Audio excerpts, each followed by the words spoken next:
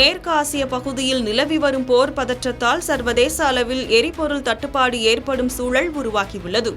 இதனை சமாளிக்கவும் தேவையற்ற அரசு செலவுகளை குறைக்கவும் பிரதமர் நரேந்திர மோடி சமீபத்தில் ஒரு முக்கிய வேண்டுகோளை விடுத்திருந்தார்.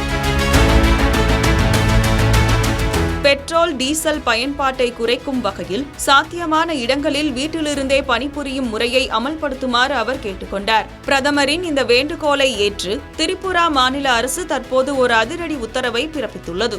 மாநில அரசின் சிறப்பு செயலாளர் AK பாட்டாச்சாரியா வெளியிட்டுள்ள இந்த அறிவிப்பின்படி திரிபுரா அரசின் குரூப் C மற்றும் குரூப் D பணியாளர்களில் 50% பேர் மட்டுமே இனி தினமும் அலுவலகத்திற்கு வருவார்கள்.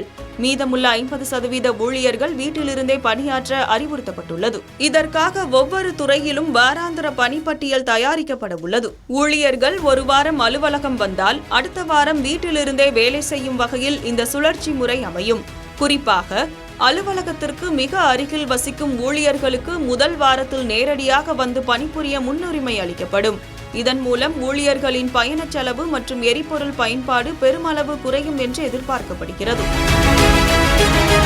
வீட்டிலிருந்து பணியாற்றும் ஊழியர்கள் அலுவலக நேரத்தில் போன் மற்றும் இணையம் வழியாக எப்போதும் தொடர்பில் இருக்க வேண்டும் என்றும், அவசர வேலைகள் இருந்தால் உடனடியாக அலுவலகத்திற்கு வர வேண்டும் என்றும் நிபந்தனை விதிக்கப்பட்டுள்ளது. இந்த புதிய விதிமுறையானது அரசு துறைகள் மட்டுமின்றி மாநில பொதுத்துறை நிறுவனங்கள், உள்ளாட்சி அமைப்புகள் மற்றும் தன்னாட்சி நிறுவனங்களுக்கும் பொருந்தும் என தெரிவிக்கப்பட்டுள்ளது. எனினும் மருத்துவமனை மற்றும் தீயணைப்பு போன்ற அத்தியாவசிய சேவைகளில் பணியாற்றுவோருக்கு இந்த விதியிலிருந்து விலக்கு அளிக்கப்பட்டுள்ளது. நாட்டின் இறக்குமதி சுமையை குறைக்க எரிபொருள் சிக்கனம் மட்டுமல்லாது தங்கம் வாங்குவதை தற்காலிகமாக தள்ளி போடுமாறும், வெளிநாட்டு பொருட்களுக்கு பதில் நம்மூர் தயாரிப்புகளை அதிக அளவில் பயன்படுத்துமாறும் பிரதமர் மோடி மக்களை கேட்டுக் கொண்டுள்ளார். திரிபுரா அரசு எடுத்துள்ள இந்த அதிரடி நடவடிக்கை எரிபொருள் சேமிப்பில் மற்ற மாநிலங்களுக்கும் ஒரு முன்னோடியாக கருதப்படுகிறது.